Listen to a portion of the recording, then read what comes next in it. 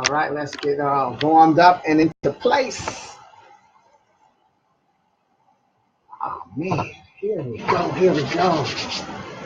Hey, if you're checking me out on the broadcast, warming up, waiting for Glue Wednesday to do what it does.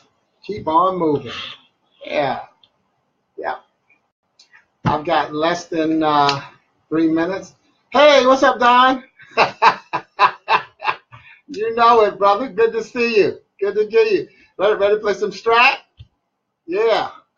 Ian, man, long time, man. Good to see from you. God bless you. Yep. Good to see you. Ian, you out on the coast now or something? Yeah, but Pat, hey, what's up, Pat? Coming in from Chicago. Okay, we loading up. What's up, Kelly? Yeah, upstate New York. Well, not upstate, but I'm looking at the Bronx area because I think that's where you moved. And then last time I really knew was kind of more at past Van Cortlandt, just above there. Anyway, good. What's going on, April? Hey, Baguette. Yep. Good to see y'all. Well, settle in. We got less than 2 minutes. So if you thought of something that you didn't need to do, go on, because I'm going to start at exactly 2. You right, Don? Yeah, because I'm going to start at 12. So I got less than 2 minutes. Like they say, what's going on, Pat? Double do. Yeah, thank you, Ian. Hey, good to see your answer. Because I'm not, once I get started, I won't be doing these shout outs because I prepared a message. And the thing about these events is, sometimes, great, I know all the stuff I want to say, but it's a packed 30 minutes. And I appreciate and understand that you may be on your lunchtime or taking a little break during your day and your work. And I want to make sure that I get the message that I prepared for you so that will energize you to continue your day and especially hopefully to share it. But again, I don't, all of us, we are such a wealth of information. We got less than a minute to go. And we can go on and on with sharing our expertise and our blessing. So remember that sometimes. And if you have to speak somewhere, go on and prepare the speech. I always laugh when I hear somebody say, well, I had a prepared speech, but I'm just not going to use my notes. I'm going to speak from the heart. When you're speaking at an event that's celebrating somebody's moving on, a graduation or whatever, please don't speak from your heart. Write from your heart and speak from your notes. The people that, if you've been called in to be a keynote speaker and you're celebrating somebody's progress, well, they have gone through a process to get where they are. And they didn't get to do that off the cuff. They didn't get to just speak from their heart and make it. They had to commit to a program to get the thing done, whether it's graduating, and it doesn't matter what level they're graduating from, or what program, but they had to make a commitment toward learning. And a lot of times maybe they had homework, maybe they had to write something down. So please, when you have the chance to speak at a graduation or ceremony celebrating somebody's moving on, write from your heart and then speak from your notes, because you want to have prepared something that's specifically for them. It's not one of those, you've worked hard, God bless you, I know you'll be the best you can be. That's a generic message, and of course it's a terrible spoiler alert for the next event that you go to and somebody starts out saying that, you're going to say, dang, this is what Sporty said. Good, go on and say that and tell those people to hire me next time so I can give them a personalized message. What's up, Eltar? God, thanks for your service. God bless you. Hey, Lori, coming in from Bolingbrook, and Tarina, my niece. So here we go. If this is your first time, that doesn't change what I'm going to say right now, and that is, a lot of times, the reason I call this Glue Wednesday is because a lot of times the cliche is that Wednesday is hump day. And so I always try to focus on having a positive vocabulary. And to me, hump day connotes getting over. That we have made it and now we need to get over and make it to the weekend. That's why I call it Glue Wednesday, because I see Wednesday as the middle of the week, and I think it's more about keeping it together. See, Wednesday keeps the beginning and the end of the week together. It's what glues the two parts of the week together, and we acknowledge both parts of those weeks. of the week. So, let's keep it together. And then I further have an acronym for glue, which is GLUE. God's love undoes everything. God's love undoes everything. Not that it tears things apart, but that it glues things together. God's love will make things come together. Whatever you're going through, whatever you've been through. And I think going through is more important, because what you've been through, you've already proven the resiliency, and you've already proven what God's love is doing in your life, keeping it together, even though it had to take some parts away. That's another Glue Wednesday topic, okay? But let's go on with what we're talking about today. So in the intro, what I put, have you made yourself a flashback of the terrible twos? Terrible twos: too short, too tall, too big, too small, too experienced or inexperienced, too undereducated. To be or not to be, that is not the question, but that is the answer. Because the truth is that you've always been good at being yourself, but you've sometimes stalled the process by believing that you weren't ready or that you didn't have it all together. And the truth is, P.S., by the way, you still don't have it all together. We love to talk about how we're a work in process. Why don't we go on and understand that, accept that, and believe it, and then continue to be such? We're a work in process. We don't have to have it all together. We haven't met anybody that has it all together yet either. Even when you go to a doctor, one of my good friends, homeboy, is a doctor on the broadcast, Leon, and we question the doctor. The doctor is supposed to have it all together. We expect them to operate on us and make us better, but we still have questions. So no, we haven't met anybody that has it all together. If you're in school, you don't believe your professor has it all together. If you're on a team, you don't buy into the coach's philosophy right away. All of us are constantly trying to make sure that we have it all together. So today, what I'm going to also do is share a formula for positive self-talk that'll help you embrace and enjoy the fact that you actually just too much. You're not too little, you're too much. Meanwhile, first of all, let me also, because one thing, ethics is important to me in my speaking business. And I want to say that the Terrible Twos is not a title that I created. It's actually a title. In 1996, I competed and finished as one of the top 9 speakers in the world at the Toastmasters International Speech Contest. And one of the other contestants that I spoke with, that was his speech title. And it was so cool because he was an older gentleman, and he got up there and he said, that they announced his speech as the Terrible Twos. So naturally, everybody is ready for him to talk about terrible twos, little kids. And then he started talking about all the things, the terrible twos, the ones that I've mentioned, the too short, too tall, all of those. And it was a great speech, and I've never forgotten it. So I always want to give that credit. And that's one thing you should do. If you quote somebody, please give them credit. Don't go out there acting like you came up with something. It's not a bad thing to quote somebody. It's a great thing to quote somebody and give the credit where credit is due. Because here's another thing that could bounce back at you. If you decide not to give that person credit for the quote, and then it turns out that there's something off with that quote, or it messes something up, then people are going to blame you. You might as well say, oh, you know what, I heard it from so-and-so. And then what happens when the person who you stole the quote from hears it? Or even worse, if for me in the speaking business, if I'm on stage and I make something mine that's not mine, someone in the audience may know that that's not mine. I've just lost my authenticity. I've just lost my reputation, has just gone down. See, my ethics have been compromised. And there's a good chance that one of the things I'm going to talk to people in the audience about is ethics, because I'm always talking about reputation. So be your whole package. That's why we're going to talk about how you need to see yourself as just too much. Okay? So second, think of which of these twos, those twos, and I got them in the description of the section. Think about which of those twos you've used against yourself. And can you see them as our acronym for today? SILLY. Silly. Self-imposed limitations that lie to you. Silly. Self-imposed limitations that lie to you. And I wrote that in my book starting today. Here's what I wrote.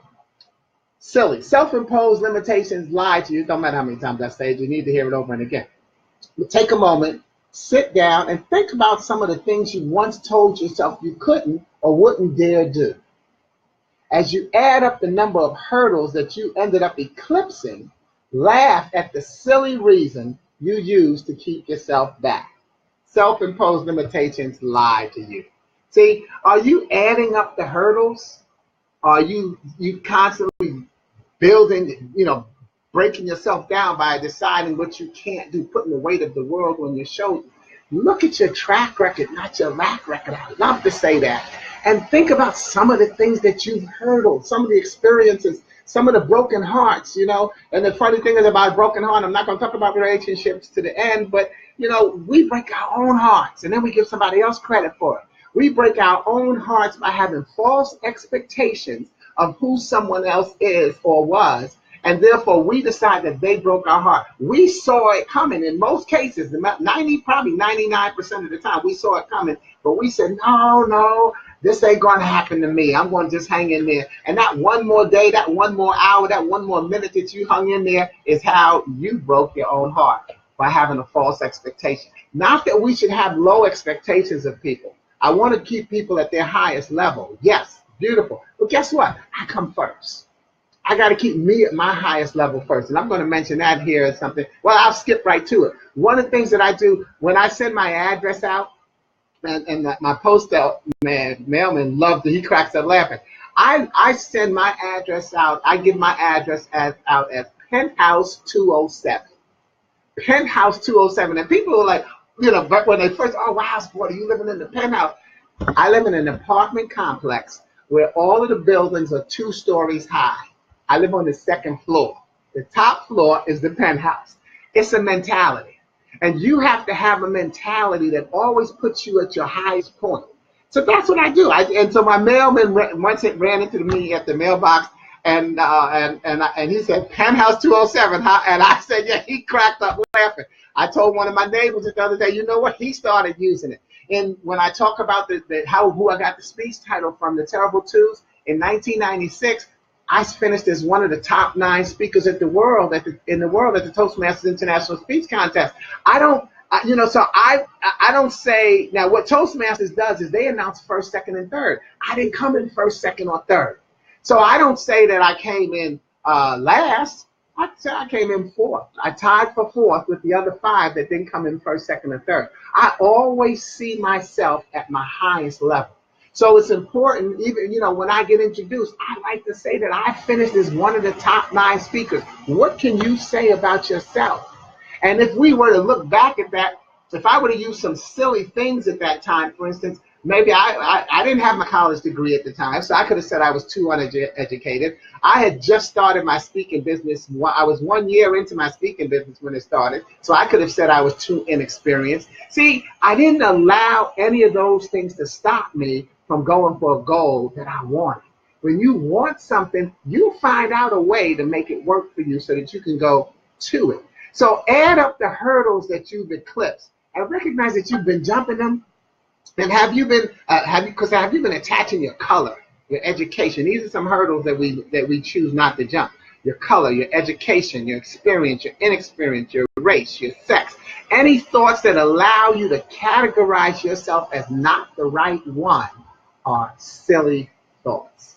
And they're the types of thoughts that you have to overcome so that you can get what you want or get closer to what you want. See, that's another thing we've got to remember is that we have to keep getting closer. I did a post last week or maybe last month, and it said, you can't really be anything you want to be, yet you can still be successful at being who you are. You can't, we said to the kids, oh, you can be anything you want to be. That's not true. You can't really be anything you want to be, but you can still be successful in being who you are.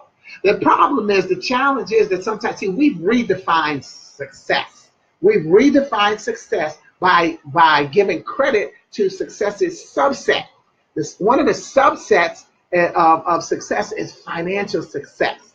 So we allow financial success, which is a subset of success. It's a category. We made it the top and made success the subset. But financial success is not the top of the line. It's only one of the things. We have plenty of people who are successful without necessarily having the financial success. And so those are the types of things. So here's formula that I have, and again, it goes with the power of words, and it has a lot to do with career success, which to me is a more important success, because once you have the right successes, sure, because I'm not knocking out financial success. Believe me, I'd love to have it, and I'm still working on it. But the thing is, I recognize that it's going to be a part of my success, and if I'm successful in the other areas, then that will magnetize and come to me as well. So I'm going to talk to you a little bit about career success, which will translate into life success. Because what we have to do is recognize that older adults from all walks of life are returning to the workforce or joining it for the first time. Older adults are returning to the workforce or joining it for the first time. And many employers actually value older workers' knowledge. See, a lot of times someone say, well, I'm too old for, and they won't, I can't apply for that job because I'm too old and I'm too experienced, I'm overqualified. See, saying overqualified is similar to saying too something, by the way. It's a terrible too as well. One of the things I do when I created a cover letter for over experienced people is I tell them, open up your cover letter with, I'm over experienced. Good. Now that we've got that out of the way, let me talk to you about why I'm the right candidate for your position. Did you hear that? Just get it out front. I'm overqualified. Good.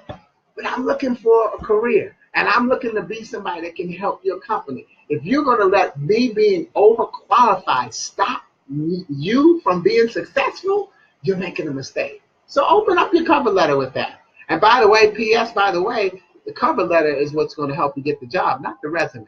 The resume is a tiebreaker. All things equal, is your resume better than the other ones of the experience? Or is your resume too much better that we don't need you? So let your cover letter, make sure you have a cover letter if you're doing interviewing, all right?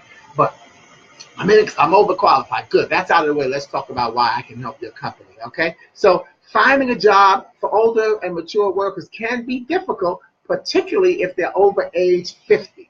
Studies show that entering or re-entering the workforce at later age is more difficult than at the younger age, obviously.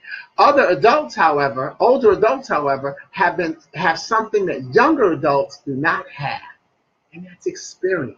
When I finished it's funny, I had a conversation with this today at someone in the store.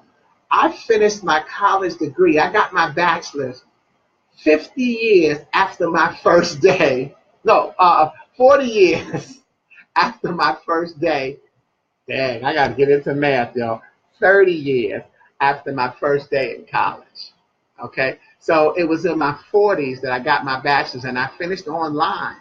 A lot of times, what I did when we had the homework, sometimes I looked at the question, and I didn't necessarily read the textbook to get the formula answer. I actually answered the question according to what I did as a salesperson or as a marketing person, as a human resource professional, as a people person, social skills, interpersonal skills. I actually just talked about what I did in my interactions with my experience and got great grades. That's how I ended up getting my degree. So I didn't necessarily read the book all the time, because, like they say, you can be book smart and experienced and life wise, life foolish.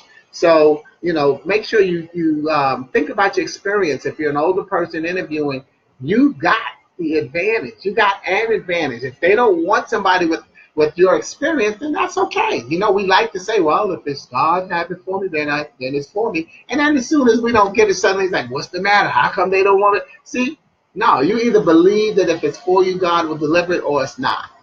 It really can be that simple. It's just a matter of your mindset or how you want to look at it. So many are stumbling during their interview preparation. See, it's your interview preparation. That's what that mindset is all about, because you're missing the opportunity to cultivate what I call a mindset of interviewing on offense. Sometimes, see, we interview on defense, hoping somebody is appreciating or somebody is accepting what we have on, who we are, how we look. No, we have to interview on offense. The offense, the mindset is that we are looking for a job when in fact seeking, The mindset is that you are looking for a job and therefore seeking to be accepted. And you're wondering if your outfit is right, how you look with your new hairstyle. Are you sitting upright? Should you talk with your hands? Will your eye contact be good enough? Are your answers too long or too short? Is your resume okay? Is your deodorant working? Did you brush your teeth? Are you overqualified? Are you underqualified? Don't have a degree, an advanced degree? See, we're thinking all of those things, and it can get down to seeming like you're doing nothing but worrying instead of feeding your spirit the confidence you need to stand out among the many other applicants vying for a position in the same company. And notice I didn't say vying for the same position, but vying for a position. They might not be there for the same position as you, but we spend so much time measuring ourselves up against the competition, and it's false competition. The bottom line is that you're interviewing on defense at that time, at a time when you need to be on offense. Your mindset should be at a confidence level that sees you as interviewing the company to find out if they have a fit for you in a place that has nobody else like you. Having an identical sibling is as close as it comes to there being somebody else like you. And even then, there are distinguishing marks or signs that help people tell you apart. So here are 3 mindsets to help you step up your interviewing game. 1, don't give your power to the interviewer. Don't give your power to the interviewer. The interviewer is just as nervous as you, and in fact, possibly more nervous. It may be their first day on the job. You don't know that. You may be the first female, male, younger, older, Asian, black, Hispanic, white, gay, straight, urban, suburban, Midwestern, Northern, Southern, East Coast, West Coast, tall, short, skinny, fat, glasses wearing, special needs, overqualified, parent, graduate that they've ever interviewed. So don't give them your power. You may be the first you that they've ever interviewed. Second, don't spend time in the waiting room measuring up others. Remember I talked about measuring up competition that's not actually there? Don't spend time in the waiting room measuring up others whom you don't know why they're there. Now, I alluded to it earlier, the fact that not everyone in eyesight is interviewing for the same position. Meanwhile, in the process, what you do is you start to subtract points from yourself for the suitcase you don't have, the keener outfit that someone else has, but their posture, their shoes, their pen, and their air of confidence. By the time you enter the interview, you have subtracted so many points from yourself that you haven't left anything positive to deliver to the interviewer, who now looks like they heard every one of your self-deprecating thoughts. Did you feel that? You're so busy subtracting what you don't have by giving someone else credit that you don't have anything positive to talk about yourself when you go into the interview, because your spirit has been depleted. And you now go in because you sat there and said what you didn't have, and you don't even know if that person that was sitting there is, like the secret shopper, right? Because we've heard of that. Someone whose their job is just to sit in the waiting room and watch the candidates, because they're going to report to the interviewer what the person was doing and talking about before the interview. And that goes to your character evaluation, which is something that the interview is going to be about as well, because the interviewer is looking to see if you've got a good fit for what they have in place already. A lot of times you may be interviewing, think about it, you're interviewing to get in the company, not in the position. You may think you're interviewing to get into the position, but you're interviewing to get in the company. They may have someone for that position already, and the law says that they have to interview X amount of people. So that they may be doing that, or they may have already hired someone or made someone an offer who was the ideal candidate for what they need, but they already had you on the agenda, on the schedule, and so they have to go through with that. So in the process, what they've now done is switch from saying, wow, I've already got somebody for this position, but let me see if I can get somebody in the company for another position.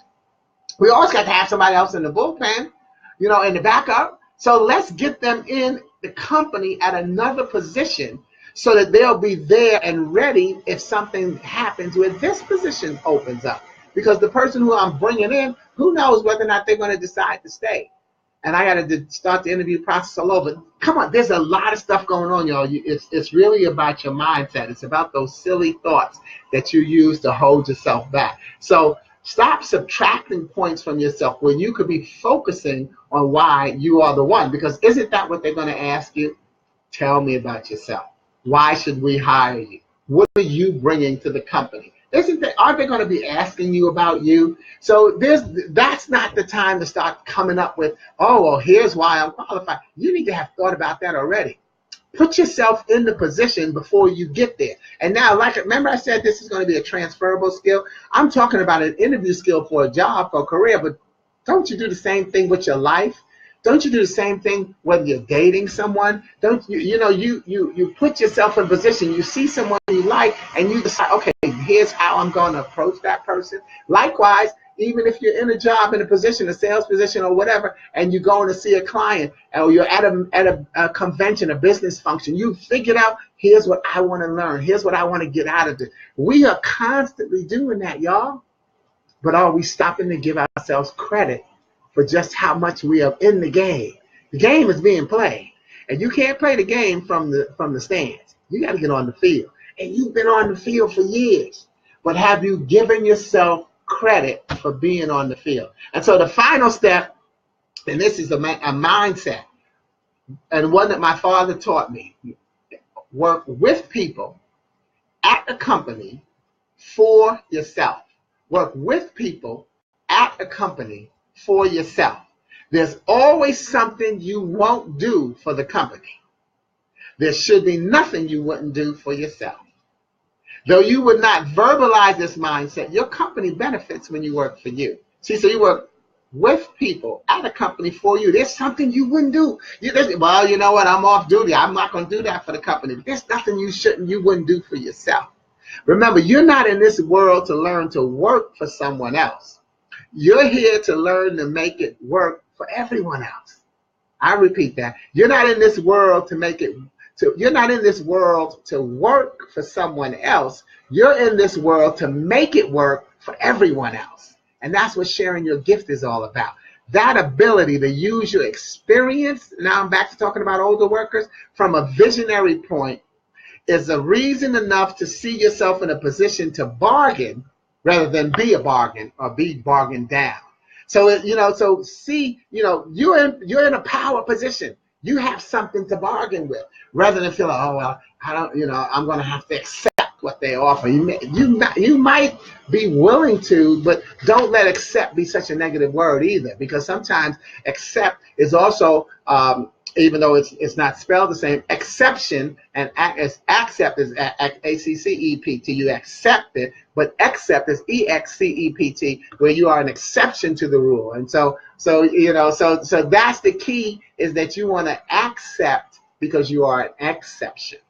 All right. So though these mindsets work perfectly also for young applicants as well, older applicants are in a unique position where they can respond according to what they've done rather than hypothetically what they might do based on textbook theory, at a time where companies need to keep pace with their competition while maintaining their own continuity. So I hope you older job seekers or career transferers see that you're at an advantage, not a disadvantage. And I hope you younger career seekers recognize that you do have some experience. So don't automatically subtract from who you are. Figure out how who you are works into what you want to do and what you want to be. When you're interviewing, look at a position and envision yourself in a position. They'll be asking you, what would you do? So it's not like, okay, let me get the answer right. No, it's, here's what I would do. And they'll either say, well, you know what? We've never had anybody think that way. Or they'll say, yeah, that's kind of what we would want somebody to do. So we've talked about silly, self-imposed limitations that lie to you. And that's in my book, Acronyms. But I want to close by introducing one more acronym that I came up with today, and it's called SEEDS, SEEDS. So this is a spoiler alert, because I haven't posted this one yet. You're the first to hear it.